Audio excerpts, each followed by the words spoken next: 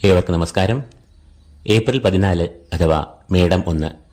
നാം കേരളീയരും ലോകം എമ്പാടുമുള്ള മലയാളികളും കണ്ണനെ കണികണ്ട് കൈനീട്ടം നൽകി വിഷു ആഘോഷിക്കുന്ന ഈ ദിനത്തിൽ നവഗ്രഹങ്ങളിലെ രാജാവിന്റെ പദവി വഹിക്കുന്ന സൂര്യൻ മേടരാശിയിൽ പ്രവേശിക്കുന്നു. തുടർന്ന് ഒരു മാസക്കാലം, അതായത് മെയ് മാസം 14 തീയതി വരെയും സൂര്യൻ മേടരാശിയിൽ സഞ്ചരിക്കുന്നു.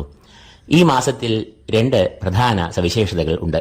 ഒന്ന്, സൂര്യൻ തന്റെ ഉച്ചരാശിയായ മേടത്തിൽ ഈ മാസം സഞ്ചരിക്കുന്നു. രണ്ടാമത്തെ സവിശേഷത, കഴിഞ്ഞ ഒരു വർഷമായി ഇടവരാശിയിൽ സഞ്ചരിച്ചു വരുന്ന സർവേശ്വരകാരകനായ വ്യാഴത്തിന്റെ രാശിമാറ്റം തന്നെയാണ്. മെയ് മാസം 14 തീയതി വ്യാഴം ഇടവത്തിൽ നിന്നും മിഥുനത്തിലേക്ക് പ്രവേശിക്കുകയും തുടർന്ന് ഒരു വർഷക്കാലം ആ രാശിയിൽ സഞ്ചരിക്കുകയും ചെയ്യുന്നു. മേടരാശി എന്നത് സൂര്യന്റെ ഉച്ചരാശിയാകുന്നു. തൽഫലമായി മേടരാശിയിൽ പ്രവേശിക്കുന്ന സൂര്യൻ അതിബലവാനും സന്തുഷ്ടനും ആകുന്നു. പൂർണ്ണമായ അളവിൽ സൂര്യൻ ഈ രാശിയിൽ ഫലങ്ങളെ നൽകും. 12 രാശിക്കാർക്കും ഈ മേടമാസം ജീവിതത്തിൽ നൽകാവുന്ന അനുഭവങ്ങൾ അഥവാ ഫലങ്ങൾ എന്തെല്ലാമാകുമെന്ന് നമുക്ക് പരിശോധിക്കാം. അതിനു മുന്നോടിയായി മേടമാസത്തെ ഗ്രഹങ്ങളുടെ സഞ്ചാരം നമുക്കൊന്ന് പരിശോധിക്കാം. സൂര്യൻ ഏപ്രിൽ മാസം 14 തീയതി മുതൽ മെയ് 14 വരെയും തന്റെ ഉച്ചരാശിയായ മേടരാശിയിൽ സഞ്ചരിക്കുന്നു. കുജൻ അഥവാ ചൊവ്വ തന്റെ നീചരാശിയായ കർക്കടകത്തിലാണ് ഈ മാസം സഞ്ചരിക്കുക. ബുധൻ നിലവിൽ മീനരാശിയിൽ സഞ്ചരിക്കുന്നു. എന്നാൽ മെയ് 7 തീയതി മുതൽ മേടരാശിയിൽ പ്രവേശിച്ച് സൂര്യന്റെ കൂടെ സഞ്ചരിക്കുന്നതാണ്. വ്യാഴം മെയ് 13 വരെയും ഇടവരാശിയിൽ സഞ്ചരിക്കുന്നു. എന്നാൽ തുടർന്ന് 14 തീയതി വ്യാഴം മിഥുനത്തിൽ പ്രവേശിക്കുകയും തുടർന്ന് ഒരു വർഷക്കാലം വ്യാഴം ഈ രാശിയിൽ സഞ്ചരിക്കുകയും ചെയ്യുന്നു. ശുക്രൻ തന്റെ ഉച്ചരാശിയായ മീനത്തിലാണ് ഈ മാസം സഞ്ചരിക്കുക. ശനി മീനരാശിയിൽ സഞ്ചരിക്കുവാൻ തുടങ്ങിയിരിക്കുന്നു. തുടർന്ന് 2.5 വർഷക്കാലം ശനി മീനരാശിയിൽ സഞ്ചരിക്കുന്നതാണ്. രാഹുകേതുക്കൾ യഥാക്രമം മീനത്തിലും കന്നിയിലുമായി സഞ്ചരിക്കുന്നു. അപ്പോൾ മേൽപ്പറഞ്ഞ ഗ്രഹങ്ങളുടെ സഞ്ചാരഫലമായി 12 രാശിക്കാർക്കും അതിലെ 27 നക്ഷത്രജാതർക്കും മേടമാസത്തിൽ അനുഭവത്തിൽ വരാവുന്ന ഗുണാനുഭവങ്ങളും ദോഷങ്ങളും എന്തെല്ലാമാകുമെന്ന് നമുക്കൊന്ന് പരിശോധിക്കാം. അപ്പോൾ മേൽപ്പറഞ്ഞ ഗ്രഹസഞ്ചാരങ്ങളുടെ ഫലമായി ഇന്ന് കുംഭക്കൂറുകാരുടെ മേടമാസഫലങ്ങൾ എന്തെല്ലാമാകുമെന്ന് വിശകലനം ചെയ്യാം. അവിട്ടം 2-ാം പകുതി, ചതയം, പൂരോരുട്ടാതി, മുക്കാൽ എന്നീ നക്ഷത്രങ്ങളാണ് ഈ കൂറിൽ വരുന്നത്.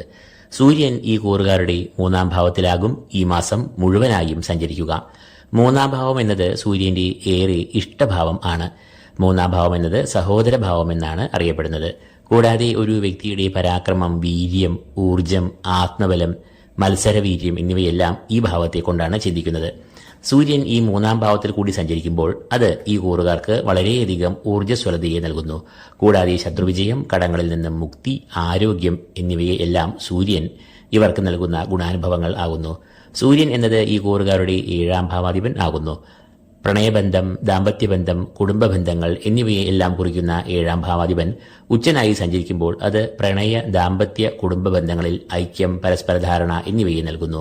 കൂടാതെ കുടുംബാംഗങ്ങൾ തമ്മിൽ നല്ല ബന്ധം, ബന്ധുമിത്രാദികളുമായി നല്ല ബന്ധം എന്നിവയെല്ലാം സുദൃഢം ആകുന്നു. 7-ാം ഭാവം കൂട്ടായ സംരംഭങ്ങളെയും കുറിക്കുന്നു എന്നതിനാൽ 7-ാം ഭാവാധിപൻ ബലവാനാകുമ്പോൾ പാർട്ണർഷിപ്പ് ബിസിനസ്, കൂട്ടായ സംരംഭങ്ങൾ എന്നിവ പുരോഗതി പ്രാപിക്കും.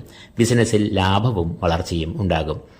കുംഭക്കൂറുകാരുടെ രാശ്യാധിപനായ ശനി ഈ കൂറുകാരുടെ ജന്മത്തിൽ നിന്നും മാറി 2-ലേക്ക് പ്രവേശിച്ചിരിക്കുന്നു. അതായത് ഈ കൂറുകാർ കഴിഞ്ഞ 2.5 വർഷമായി അനുഭവിച്ചു പോന്ന ജന്മശനി എന്ന ദോഷകരമായ അവസ്ഥ നീങ്ങി ശനിയുടെ ദോഷാവസ്ഥ താരതമ്യേന കുറഞ്ഞ 2-ലേക്ക് ശനി പ്രവേശിച്ചിരിക്കുന്നു. ഇത് ഈ കൂറുകാർക്ക് വളരെ വലിയ അളവിൽ ആശ്വാസം നൽകുന്നു. 2-ൽ ശനി സഞ്ചരിക്കുന്നു എന്നതിനാൽ സാമ്പത്തികമായ ചില പ്രതിസന്ധികൾ, ധനനഷ്ടം എന്നിവയ്ക്ക് സാധ്യത ഉണ്ട് എന്നതിനാൽ ധനപരമായ കാര്യങ്ങളിൽ നല്ല കണിശത ഈ കൂറുകാർ പുലർത്തേണ്ടതുണ്ട്. പണം, കൊടുക്കൽ വാങ്ങലുകൾ എന്നിവയിൽ നല്ല കരുതൽ പുലർത്തുക. ചൊവ്വയും ഈ കൂറുകാർക്ക് വളരെയധികം ഗുണാനുഭവങ്ങളെ ഈ മാസം നൽകി ഈ കൂറുകാരുടെ 6-ാം ഭാവത്തിലാകും സഞ്ചരിക്കുക. 6-ാം ഭാവത്തിൽ ചൊവ്വ സഞ്ചരിക്കുമ്പോൾ അത് വളരെയധികം ഗുണാനുഭവങ്ങളെ നൽകുന്നു. കാരണം 6-ാം ഭാവം എന്നത് ശത്രുക്കൾ, രോഗം, കടങ്ങൾ എന്നിവയെ എല്ലാം കുറിക്കുന്ന ഭാവമാണ്. എന്നാൽ ചൊവ്വ ഈ 6-ൽ സഞ്ചരിക്കുന്നത് ഈ പറഞ്ഞ ദുരിതങ്ങൾക്കും പ്രതിസന്ധികൾക്കും എല്ലാം അറുതി വരുത്തുന്നു. ശത്രുക്കൾ പോലും ഈ സമയത്ത് നിഷ്പ്രഭർ ആകും. കൂടാതെ നല്ല ആത്മവിശ്വാസം, ഏത് പ്രതികൂലമായ സാഹചര്യങ്ങളെയും നേരിടാനുള്ള ആത്മബലം, ഊർജം, പോരാട്ടവീര്യം എന്നിവ ഈ രാശിജാതർക്ക് ലഭിക്കുന്നു. വിദ്യാർത്ഥികൾക്കും ഈ സമയം മത്സരവീര്യം ഉയർന്ന് കാണപ്പെടും. കടങ്ങൾ, സാമ്പത്തികമായ പ്രതിസന്ധികൾ എന്നിവയിൽ നിന്നും കരകയറുവാനുള്ള പോംവഴികൾ ഇവർക്ക് മുന്നിൽ തുറന്നു കിട്ടും. ശാരീരികമായും മാനസികമായും ഊർജ്ജസ്വലത, സന്തോഷം, സമാധാനം എന്നിവ ചൊവ്വ ഇവർക്ക് നൽകും. ബുധൻ ഈ കൂറുകാരുടെ 2, 3 എന്നീ ഭാവങ്ങളിൽ കൂടിയാകും ഈ മാസം സഞ്ചരിക്കുക. 2ാം ഭാവം എന്നത് ധനഭാവമെന്നും വാക്സ്ഥാനമെന്നും അറിയപ്പെടുന്നു. 2ാം ഭാവം എന്നത് ബുധന്റെ ഇഷ്ടഭാവമാകയാൽ ഈ കൂറുകാർക്ക് ബുധൻ ഗുണഫലങ്ങളെ പ്രദാനം ചെയ്യും. മനസ്സുഖം, സമാധാനം, ധനാഗമം, സാമ്പത്തികമായ പുരോഗതി എന്നിവയെല്ലാം 2ിലൂടെ ബുധൻ സഞ്ചരിക്കുമ്പോൾ അനുഭവത്തിൽ വരുന്നതാണ്. കൂടാതെ വാക്സ്ഥാനമായ 2ിലൂടെ ബുധൻ സഞ്ചരിക്കുമ്പോൾ അത് വാക്വൈഭവം, വാക്ചാരുത, നല്ല ആശയവിനിമയം എന്നിവയെ നൽകും. ബുധൻ എന്നത് കുംഭക്കൂറുകാരുടെ 5ാം ഭാവാധിപനും 8ാം ഭാവാധിപനുമാകുന്നു. 5ാം ഭാവം എന്നത് സന്താനഭാവം എന്നാണ് അറിയപ്പെടുന്നത്. കൂടാതെ വിദ്യ, പഠനം, ഏകാഗ്രത, ബുദ്ധിശക്തി, ഓർമ്മശക്തി എന്നിവയെ എല്ലാം കുറിക്കുന്നതും ഈ ഭാവം കൊണ്ട് തന്നെ. അതുകൊണ്ട് ഈ 5ാം ഭാവാധിപൻ ഇഷ്ടഭാവത്തിൽ സഞ്ചരിക്കുമ്പോൾ അത് വിദ്യാഗുണം, പഠനത്തിൽ മികവ്, ഏകാഗ്രത എന്നിവയെ നൽകും.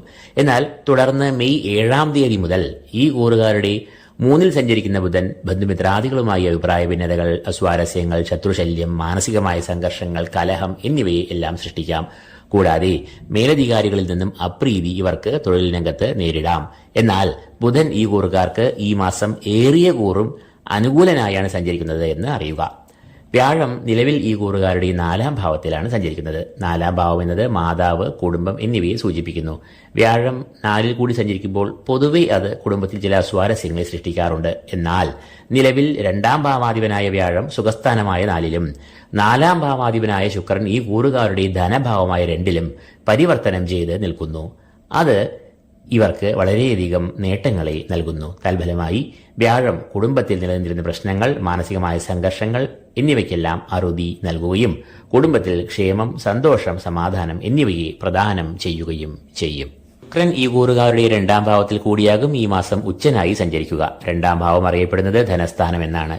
ധനഭാവത്തിൽ കൂടി ശുക്രൻ സഞ്ചരിക്കുക എന്ന് പറയുമ്പോൾ അത് ധനപുഷ്ടി, ധനാഗമം, സാമ്പത്തികമായ അഭിവൃദ്ധി എന്നിവയെ എല്ലാം നൽകും. സാമ്പത്തികമായ പ്രതിസന്ധികൾ എല്ലാം ഒഴിഞ്ഞു നിൽക്കുന്നു മാത്രമല്ല, പല സ്രോതസ്സുകളിൽ നിന്നും ധനാഗമം, ധനാഭിവൃദ്ധി എന്നിവ ഇവർക്ക് ഉണ്ടാകും. ധനനിക്ഷേപങ്ങൾക്ക് അനുയോജ്യമായ സമയമാണ് ഇത്. കുടുംബ ബന്ധങ്ങളിൽ നല്ല സ്നേഹം, ഐക്യം, സമാധാനം എന്നിവയെ എല്ലാം ശുക്രൻ നൽകും. ശുക്രൻ വാക്സ്ഥാനത്തിലൂടെ സഞ്ചരിക്കുന്നു എന്നതിനാൽ ഈ സമയത്ത് വാക്കുകൾക്ക് സൗമ്യതയും ചാരുതയും ഏറും. കല, സാഹിത്യം, അധ്യാപനം എന്നീ മേഖലയിലുള്ളവർക്കും ഇത് ഏറെ നല്ല സമയമാണ്. അപ്പോൾ കുംഭക്കൂറുകാർക്ക് മേടമാസത്തിൽ സൂര്യൻ, ചൊവ്വ, ശുക്രൻ എന്നിവർ പൂർണ്ണമായും ഗുണഫലങ്ങളെ പ്രദാനം ചെയ്യുന്നു. ശനിയുടെ കാഠിന്യം കുറയുകയും ചെയ്യുന്നു. ബുധൻ ഏറിയ കൂറും ഗുണാനുഭവങ്ങളെ നൽകുന്നു. ഗുരു, ശുക്ര പരിവർത്തന യോഗത്താൽ വ്യാഴം ഇവർക്ക് അനുകൂലനായി മാറുന്നു. മിക്ക ഗ്രഹങ്ങളും ഈ കൂറുകാർക്ക് ഇഷ്ടഭാവങ്ങളിൽ സഞ്ചരിക്കുന്നു എന്നതിനാൽ ഈ മേടമാസം കുംഭക്കൂറുകാർക്ക് ഏറെ ഗുണകരമായ ഒരു മാസമായി ഭവിക്കുമെന്ന് തെളിയുന്നു. അപ്പോൾ മേടമാസത്തെ ഗ്രഹങ്ങളുടെ സഞ്ചാരഫലമായി കുംഭക്കൂറുകാർക്ക് മേൽപ്പറഞ്ഞ അനുഭവങ്ങൾ ജീവിതത്തിൽ വരാം. ഈ വീഡിയോ നിങ്ങൾക്ക് പ്രയോജനകരമായി തോന്നുന്നുവെങ്കിൽ ലൈക്ക് ചെയ്യുക. ഈ വീഡിയോ നിങ്ങൾ നിങ്ങളുടെ പ്രിയപ്പെട്ടവരുമായി ഷെയർ ചെയ്യുക. കൂടാതെ ഈ ചാനൽ സബ്സ്ക്രൈബ് ചെയ്യാത്തവർ സബ്സ്ക്രൈബ് ചെയ്യുക. ഏവർക്കും വിഷു ആശംസകൾ നേർന്നുകൊണ്ട് നിർത്തുന്നു. നന്ദി, നമസ്കാരം.